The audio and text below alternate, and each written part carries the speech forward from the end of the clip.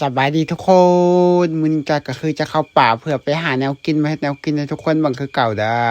ซึ่งมื้อนี้จอยก็คือจะต้องไปเลาะหาเก็บผักขมอยู่ในป่าเพื่อมาเฮ็ดแนวกินให้ทุกคนเบิ่งคือมาช่วง2-3มื้อผ่านมานี่อยู่บ้านจอยมันพอแต่สว่างมานี่คือจะอากาศร้อนแรงแต่ว่ากลางคืนเนี่ยอากาศหนาวจอยก็เลยบ่รู้ว่าสิถ่ายคลิปอิหยังให้ทุกคนเบิ่งเพราะฉะนั้นจอยก็เลยต้องเข้าห้วย เพื่อไปหาอากาศเย็นๆอยู่ในห้วยไปหาเก็บผักเก็บหน่อยในห้วยมันอากาศก็ค่อนข้าง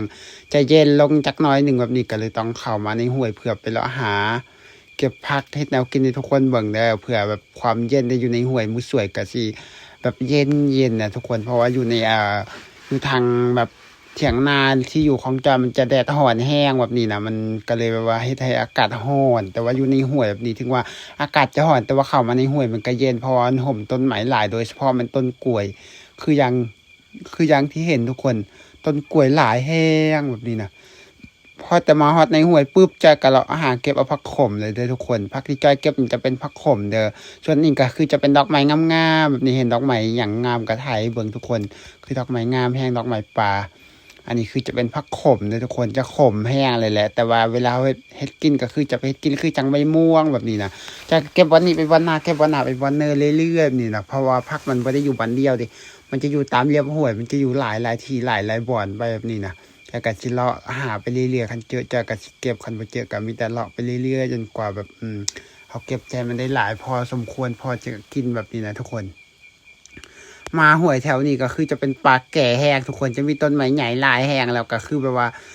มีขอนไม้ที่หักขวางทางขวางห้วยอย่างแบบนี้แต่จอยก็แบบว่ามาบางเทื่อก็ รู้สึกยันจานน้อยหนึ่งเพราะว่ามาคนเดียวนะทุกคนมันก็เลยแบบว่าเป็นวังเวกจักได๋บ่ฮู้เพราะว่าบ่ยินเสียงผู้คนเลยยินแต่เสียงสัตว์ป่าฮ้องอย่างเดียวสัตว์ป่าก็สิมีทั้งต้นนกต้นหนูตัวอิหยังหลายอย่างที่มันฮ้องนะจอยก็แบบบางครั้งรู้สึกยันจานน้อยหนึ่งแต่ว่าก็บ่เป็นหยังเผื่ออยากถ่ายคลิปให้ทุกคนเบิ่งน่ะก็เลยต้องมาเข้าป่ามาถ่ายอย่างเลยให้ทุกคนเบิ่งเลยแบบนี้นะลองดูมีขอนไม้โคตรใหญ่ทุกคนมันหักมันเป็นต้นไม้โคตรใหญ่หักทับ ห้วยแล้วก็ขวางตรงกลางห้วยเลยคือแบบว่าโคตรต้นใหญ่เลยนะห้วยก็คือมันจะมีหลายห้วยแห้งเลยทุกคนที่จอยมามันจะเป็นห้วยเล็กห้วยน้อยปองใส่กันเลยกลายเป็นห้วยใหญ่อย่างประมาณนี้นะการถ่ายคลิปก็คือจะบ่ปานบางครั้งก็คือจะมีอย่างคือว่ามีอีหยังแบบปัดทางหน้ากล่องมันตเป็นแมงหวีเด้อทุกคนแมงหวีอันมักตำมักตอมตาแล้วก็ตอมกล่องถ่ายของจอยแห้งเลยแมงหวีนี่คือแบบว่าโคตรเป็นตาสั่งนะ เขาหวยแล้วมาถ่ายแล้วแมงวีแล้วต้อมอันกล้องโทรศัพท์เวลาถ่ายมันเฮ็ดให้กล้องครับบางเทื่อคือว่ามั่วจักได้บ่ฮู้แหละอันนี้คือมาแล้วหาเก็บผักขมแบบนี้แล้วทุกคนอยู่บ้านทุกคนมีคือกันว่าผักขมคืออยู่บ้านจอยนะมันจะออกตามเรียบห้วยแถวอากาศเย็นๆอยู่ในห้วยเด้อทุกคนนี่คือจะเป็นผักขมผักขมก็คือจะบ่ค่อยปลูกหลายเพราะว่าคนมาเก็บตลอดเด้อทุกคนแบบว่าผู้ใดก็มักกินผู้ใดมักกินขมเขาก็สิมาหาเก็บไปกินแบบนี้ วิธีเฮ็ดกินก็คือเฮ็ดกินคือจังใบม่วงแบบนี้นะช่วงนี้เขาบ่มาโดนแล้วจอยมาก็เลยแบบว่ามันป่วงงามอยู่แบบนี้ทุกคนเก็บไปโดนสักพักหนึ่งก็คือได้มาหลายพอสมควรแล้วทุกคนคิดว่ามันน่าจะพอแล้วจะก็คือจะเก็บบอลนี้เป็นบอลสุดท้ายเพื่อจะเกี่ยมกลับเด้อทุกคนเพราะว่าจะก็สิเลือกเอาแต่ยอดงามๆยอดที่เราเฮ็ดคิดว่าจะกินได้แบบนี้นะทุกคนเพราะว่าคันยอดบ่งามเขาก็บ่เอาแบบนี้มันมีหลายอยู่ในห้วยเฮาเลือกได้เด้พอมาผู้เดียว หลังจากได้มาแล้วเรียบร้อยต่อมาต่อยจอยก็ต้องเอามาถอกใส่สาเพื่อเลือกเกี่ยมจะเอาไปล้างน้ำหรือจอยก็จะต้องซ้อมเอาใบใดที่จอยเก็บมามันแก่จอยก็สิบ่เอาจอยก็ถิ้มเด้อทุกคนจอยก็จะเอาแต่ใบงามๆเพื่อไปเฮ็ดกินน่ะแต่ถึงว่ามันสิใบงามส่ำใดก็สิตามดอกมันจะงามแต่ทางนอกทางในมันโคตรขมเลยคล้ายๆกับหน่อไม้ขมงามแต่ทางนอกทางในเนี่ยหู้ยขมคัก คือคนบางคนก็คืออาจจะเป็นแบบนั้นคือกันแต่บางคนส่วนหลายเพราะไม่ส่วนหลายส่วนน้อยคือบางคนหน้าตาดีแต่จิตใจก็บ่ดีบางคนก็แบบจังได๋ว่าใจดำอิหยังประมาณนี้นะ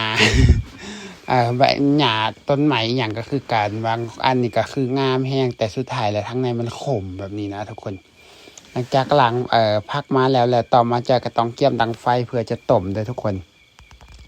จากก็จะต้องมาดังไฟบ่อนชมวิวของจอยคือเก่าดังไฟบางครั้งหน้าทุกคนก็บ่ค่อยเห็นหยังเดะเพราะว่าช่วงนี้มันมีควันหลายแฮงนะอยู่บ้านจอยน่ะคนเขายังบ่ทันจุส่วนจุดไห้หยังเลยแต่ว่าควันมันคือมาแต่ทางใดบ่ฮู้แหละควันโคตรหลายนะทุกคน หวานทุกคนเป็นคือหวานจอยบอกคือแบบว่ามีหมอกควันโคตรหลายแต่ว่าบรรยากาศตอนเที่ยงกลางวันนี่คืออากาศจะร้อนแต่กลางคืนอากาศหนาวปกติเด้อทุกคนเวลานอนนี่คือสบายแห้งแบบนี้นะหวานจอยหลังจากเขาต้มน้ำไปโดนสักพักหนึ่งน้ำมันเดือดแล้วต่อมาจากก็ต้องเอาผักขมใส่ลงไปเลยทุกคนผักขมใส่ลงไปแล้วจากก็จะต้องเอาบ่วงพยายามคนให้มันน้ำท่วมผักให้มันเปื่อยไวแบบนี้นะทุกคนเขาจะต้มจนกว่ามันจะเปื่อยจนกว่ามันจะเละพุ่นเด้เพราะว่าคันมันบ่เปื่อยดีเขาไปเฮ็ดกินมันก็จะขมแห้งเพราะฉะนั้นจะต้องให้มันเปื่อยดีๆแล้วก็จังจะเอาไปบีบน้ำออกเพื่อไปล้างน้ำคือจังใบหมวงเด้อทุกคนหลังจากต้มไปโดนสักพักหนึ่งมันสุกแล้วต่อมาจากก็ต้องโป่งแล้วก็เกี่ยมจะคั่วมักงาเด้อบัดนี้เพราะว่าจะเอามักงาใส่แด่มักงานก็จะเป็นมักงาเก่าแต่ปีกายเด้อทุกคนก็เลยเฮ็ดให้แบบว่าเป็นสีดำๆบ่งามจักหน่อยเลยเพราะเป็นมักงาเก่า หลังจากคั่วมักงาแล้วต่อมาจะก็ต้องเอามาใส่โคกเพื่อตำเลยทุกคนเพราะว่าตำให้มันแหลกก่อนเขาจะไปเฮ็ดซุปผักเขาก็ต้องตำให้มันแหลกผู้ใดที่เคยซุปผักอาศัยมักงาก็สิรู้ดีว่าเขาต้องเฮ็ดหยังก่อนก็คือต้องไปคั่วเพื่อมาตำก่อนหลังจากตำมันแหลกแล้วต่อมาก็จะต้องเอาใส่ถ้วยหลังจากนั้นจะก็ต้องเตรียมตำผักหอมต่อทุกคนเครื่องหอมที่จะใส่ก็คือจะใส่ขิงแล้วก็กระเทียมเด้อเวลาใส่ซุปผักขมนี่คล้ายๆกับใบม่วงนั่นแหละ อันนี้คือจะตำไปให้มันแหลกเลยทุกคนหลังจากตำมันแหลกแล้วต่อมาก็ต้องเกี่ยมไปหาเอาผักหอมอีกเช่นหนึ่งผักหอมที่จอยจะใส่ก็คือจะเป็นผักกาดกำหรือว่าสะระแหน่ ผักกาดกำทุกคนแล้วต่อมาก็เอาผักแพรวก็โคตรงามเลยนะอยู่ในส่วนที่จอยปลูกแล้วจะกะหลอมเอาไว้นี่คืองามแฮงผักแพรวนะช่วงนี้บ่มีผู้ใดมาเอากินเลยมันเริ่มจะแก่แล้วได้ผักแพรวนะหลังจากได้มาเรียบร้อยกลับมาล้างน้ำหลังจากล้างน้ำแล้วก็ไปซอยอีกเทีนึงเพื่อว่าจะเอาใส่ซุปผักเด้อทุกคนเนาะก็จะต้องซอยก่อนหลังจากเขาซอยแล้วก็สิจะเอาใส่ถ้วยเครื่องหอมอีกอย่างเขาคือเกี่ยมเรียบร้อยแล้วทุกคนหลังจากเกี่ยมเรียบร้อยแล้วต่อมาก็ต้องเกี่ยมมาล้างผักเด้อการพักเสียงของจอยมื้อนี้ก็คือจะบ่ค่อยชัดเจนว่าใดทุกคนเพราะว่าจอยหอนแห้งจนตอนนี้รู้สึกว่าเจ็บหัวแห้งนะเพราะว่ามันหอนจังได๋บ่ฮู้และอากาศมันร้อนอบอ้าวนะโคตรเจ็บหัวขนาดว่ามื้อนี้มันกลางคืนนี่ทุกคนอยู่แต่ว่าอันนี้มันบ่แม่นหอนย้อนหยังเลยหอนย้อนจอยอยู่ในเฮือนละครัวเวลาจอยพักเสียงนะคันอยู่พักทางนอกก็จะเย็นเด้ทุกคนแต่ว่าอยู่ทางในเฮือนละครัวเนี่ยอากาศมันจะร้อนอบอ้าวจังได๋บ่ฮู้แหละ หลังจากเหนียวคือล้างทุกคนล้างแล้วล้างไร้น้ำพอแล้วต่อมาก็คือเกี่ยมจะซุปก็ต้องเกี่ยมเอาผักหอมใส่ลงไปแล้วก็จะเอามักเพชรผงใส่ลงไปมักเพชรช่วงนี้บ่ได้จีเด้อเพราะว่าตำเอาไว้หลายแล้วต่อมาก็ต้องใส่มักงาจะใส่หลายจักหน่อยหนึ่งเพื่อให้มันแซ่บแล้วก็ใส่เกลือแล้วก็ใส่แป้งนัวหลังจากนั้นแล้วก็เอาไม่ถูโคเลให้มันเข้ากันหลังจากโคเลมันเข้ากันไปสักพักหนึ่งแล้ว หลังจากนั้นเราก็คือจะต้องเอาผักหอมใส่ทุกคนเอาผักหอมใส่ก็จะโคเลให้มันเข้ากันอีกแค่นึงหลังจากผักหอมใส่แล้วโคเลมันเข้ากันแล้วก็จะต้องลอง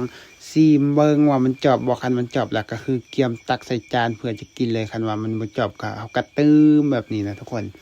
นี่มันจบแล้วก็คือตักใส่จานเลยนี่มันเฮ็ดแนวกินแรงเลยทุกคนตอนแรกจอยว่าเฮ็ดเอาไปเฮือนได้สุดท้ายแล้วจอยมันมื้อนี้จอยขาดไปเฮือนเลยทุกคนจอยนอนนานแล้วแบบบ่ต้องไปเฮือนเลยนะเพราะจอยมี power bank ยังเต็มอยู่แบบนี้ก็เลยบ่ต้องไปเฮือนเอาไว้หลายๆเอาไว้กินมื้ออื่นพร้อมแบบนี้นะหลังจากนี้ก็คือแล้วเรียบร้อยสำหรับการเฮ็ดแนวกินของจอยเฮ็ดเองกินเองก็คือแบบนี้เลยทุกคนง่ายๆมักแนวใดเฮ็ดกินแนวนั้นก็คือแซ่บสำหรับผู้ใดที่มักเบิ่งคลิปจอยหรือว่ามักเบิ่งการเฮ็ดใส่ชีวิตหาอยู่หากินของจอยก็อย่าลืมกดติดตามเอาไว้เลยเด้อเพื่อเบิ่งคลิปต่อไปสำหรับคลิปนี้ขอจบสำนีไว้แล้วก็ไปบายพบกันใหม่คลิปหน้าเด้อทุกคน